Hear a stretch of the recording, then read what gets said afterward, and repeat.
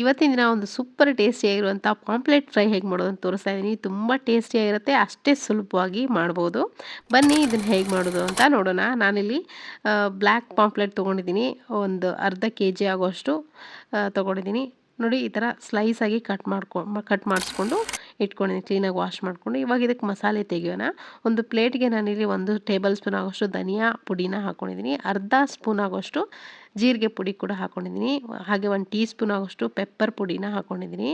ಅರ್ಧ tea spoon ಆಗೋಷ್ಟು ಅರಶಿನ ಪುಡಿ, ಹಾಗೆ ಖಾರಕ್ಕೆ ನಿಮ್ಗೆ ಎಷ್ಟು ಬೇಕೋ ಅಷ್ಟು ಅಚ್ಚ ಖಾರದ ಪುಡಿ ಹಾಕ್ಕೊಳ್ಳಿ.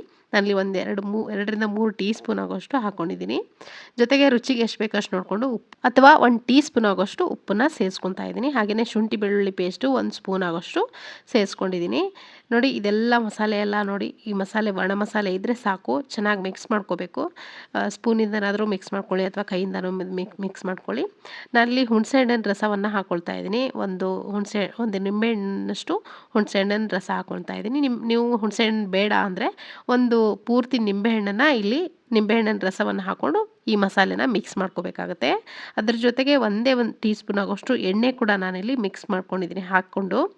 ಇವಾಗ ಕ್ಲೀನಾಗಿ ಕೈಯಿಂದ ಮಿಕ್ಸ್ ಮಾಡ್ಕೋಬೇಕು. ಆವಾಗ ಈವನ್ನಾಗಿ ಎಲ್ಲ ಮಸಾಲೆಗಳು ಚೆನ್ನಾಗಿ ಬೆರೆಯುತ್ತೆ.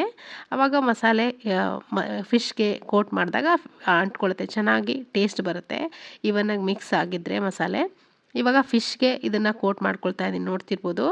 ಜಾಸ್ತಿನೂ ಹಾಕಬಾರ್ದು ಮಸಾಲೆನ, ಸ್ವಲ್ಪ ಒಂದು ತಿನ್ ಲೇಯರ್ ಆಗಿ ನೀವಿಲ್ಲಿ ಮಸಾಲೆನ ಹಾಕ್ಕೋಬೇಕಾಗುತ್ತೆ ಫಿಶ್ ಮೇಲ್ಗಡೆ. ಇದೇ ಥರ ಎಲ್ಲ ಫಿಶ್ಗಳಿಗೂ ಮೇಲ್ಗಡೆ ನಾನು ಒಂದು ಕೋಟ್ ಬರೋ ಥರ ಈ ಮಸಾಲೆ ಏನು ರೆಡಿ ಮಾಡ್ಕೊಂಡು ಇಟ್ಕೊಂಡಿದ್ದೀವಲ್ಲ ಈ ಮಸಾಲೆನ ಹಾಕ್ಕೊಳ್ತಾ ಇದ್ದೀನಿ, ನೋಡ್ತಿರ್ಬೋದು.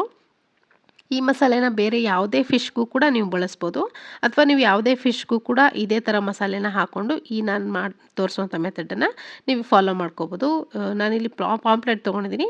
ನೀವು ಬೇಕಿದ್ರೆ ಯಾವ ಫಿಶ್ ತರ್ತೀರೋ ಆ ಫಿಶ್ಗೆ ಈ ಮಸಾಲೆನ ನೀವು ಹಾಕ್ಕೋಬೋದು. ಎಲ್ಲ ಫಿಶ್ಗೂ ಇದು ಸೂಟ್ ಆಗೋಂಥ ಮಸಾಲೆ, ತುಂಬ ಟೇಸ್ಟಿಯಾಗಿರುತ್ತೆ. ಬೇಕಿದ್ರೆ ನೀವು ಒಂದು 15 ನಿಮಿಷ ಇದನ್ನು ಫ್ರಿಜ್ಜಲ್ಲಿ ಇಡ್ಬೋದು. ಫ್ರಿಜ್ಜಲ್ಲಿಟ್ಟು ಅದಾದಮೇಲೆ ನೀವು ಇನ್ನೇನು ಮಾಡ್ಕೊಳ್ತೀರಾ ಅನ್ನೋವಾಗ ಈ ಥರ ನೋಡಿ ಸಣ್ಣ ರವೆ ಅಥವಾ ಬಾಂಬೆ ರವೆ ಅಂತ ಏನು ಕರಿತೀವಲ್ಲ ಆ ರವೆಯಲ್ಲಿ ಈ ಥರ ಡಿಪ್ ಮಾಡ್ಕೋಬೇಕು, ನೋಡ್ತಿರ್ಬೋದು.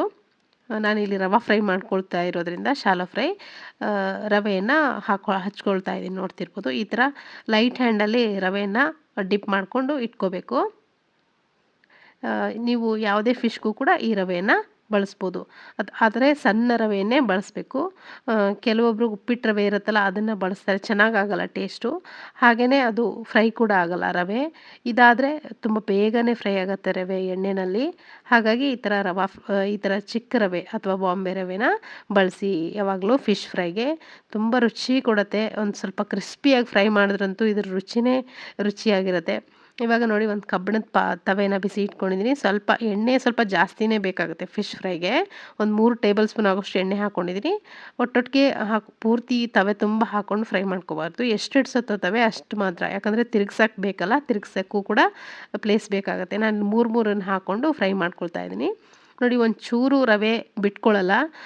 ನಾನು ಹೇಳುವಂಥ ಮೆಥಡಲ್ಲಿ ನೀವೇನಾದರೂ ಮಾಡಿದ್ರೆ, ಈ ಥರ ಮೆಥಡಲ್ಲಿ ಮಾಡಿದ್ರೆ, ಅಥವಾ ನಿಮ್ಗೆ ರವೆ ಇಷ್ಟ ಇಲ್ಲ ಅಂದರೆ ನೀವು ಅಕ್ಕಿ ಹಿಟ್ಟಿರುತ್ತಲ್ಲ, ಅಕ್ಕಿ ಹಿಟ್ಟಲ್ಲಿ ಸೇಮ್ ರವೆಗೆ ಹೇಗೆ ಡಿಪ್ ಮಾಡಿದ್ರಲ್ಲ ಮಸಾಲೆ ಹಾಕಿರುವಂಥ ಫಿಶನ್ನ, ಅದೇ ಥರ ಅಕ್ಕಿ ಹಿಟ್ಟಲ್ಲಿ ಡಿಪ್ ಮಾಡಿ ಫ್ರೈ ಮಾಡ್ಕೋಬೋದು. ತುಂಬ ಟೇಸ್ಟಿಯಾಗಿ ಇರುತ್ತೆ ಅದು ಕೂಡ. ಅಕ್ಕಿ ಹಿಟ್ಟಿನಲ್ಲಿ ಡಿಪ್ ಮಾಡಿ ಈ ಥರ ಫ್ರೈ ಮಾಡೋದ್ರಿಂದ ಅದು ಕೂಡ ರುಚಿಯಾಗಿರುತ್ತೆ. ರವೆ ಇಷ್ಟ ಇಲ್ಲದೆ ಇರೋರು ಅಕ್ಕಿ ಹಿಟ್ಟಲ್ಲಿ ಡಿಪ್ ಮಾಡಿ ಫ್ರೈ ಮಾಡ್ಕೋಬೋದು. ನಾನಿಲ್ಲಿ ರವೆ ಫ್ರೈನೇ ಮಾಡ್ತಿರೋದ್ರಿಂದ ರವೆಯನ್ನು ಡಿಪ್ ಮಾಡಿಕೊಂಡು ಫ್ರೈ ಮಾಡ್ಕೊಳ್ತಾ ಇದ್ದೀನಿ.